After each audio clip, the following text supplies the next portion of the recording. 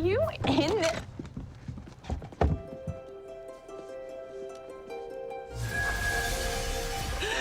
No.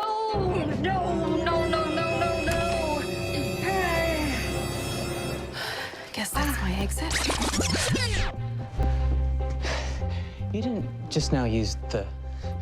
Oh, God, you did. You did. I'm sorry. I did not mean for any of this to happen. It's just kind of happening. And, like, I know that it seems wrong. I mean, it feels wrong.